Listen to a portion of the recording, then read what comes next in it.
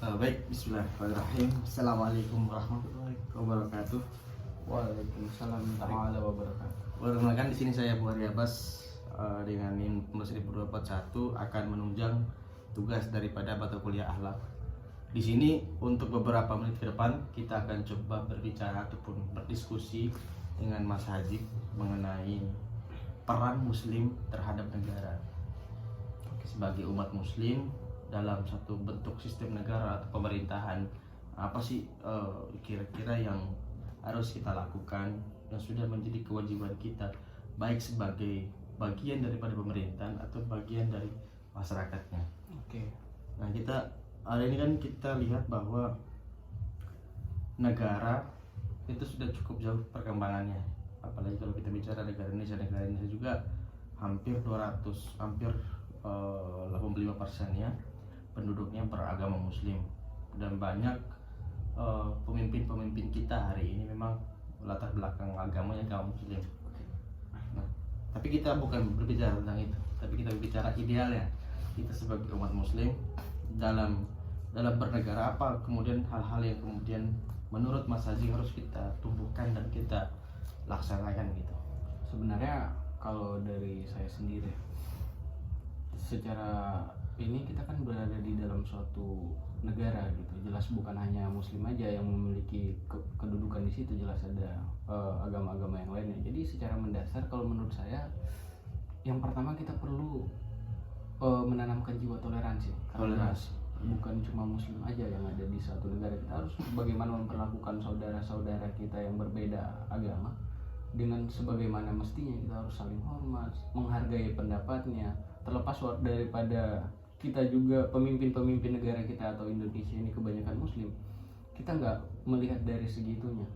Yang artinya kita ikut menghargai apa yang menjadi pendapat mereka gitu. Toleransi itu sistem Ya, toleransi antara satu sama lainnya. Memang untuk kita bicara dalam konteks ulil amri atau ulil amri atau sekelompok orang yang bawa pemimpin yang kemudian membawa kepentingan umatnya, kepentingan masyarakatnya. Nah, sebagai kita coba ambil contoh kasus hari ini, pemimpin kita hari ini atau para petinggi lah yang berada di atas sana di istana hari ini. Apakah dalam konteks hari ini mereka sudah mampu untuk kemudian menjawab permintaan masyarakat hari ini, khususnya umat Muslim? Sebenarnya kalau misalkan kita berbicara tentang itu, ya jelas kalau misalkan orang-orang yang berada di atas sana akan membawa kepentingan masing-masing terlepas daripada apapun latar agamanya. Tapi yang perlu kita tekankan pertama di sini sebenarnya, walaupun membawa dari, kan itu bakal ada perbedaan pendapat dan lain sebagainya, dan jelas bahwasanya kita sebagai agama Muslim lebih memiliki banyak suara di situ. Tapi yang sebagaimana mestinya kita sebagai seorang Muslim diajarkan untuk berlaku adil kepada seluruh umat, dan tugas sebagai khalifah juga berlaku adil kepada seluruh rakyat. Maka harusnya diterapkan di situ bagaimana cara kita bermusyawarah nantinya, bukan hanya dengan Muslim, bagaimana kita menetapkan suatu aturan yang di situ menjadi penyeimbang di antara umat-umat yang beragama Muslim dan yang beragama lainnya juga. Berarti memang idealnya pemimpin itu dia harus menerima semua masukan.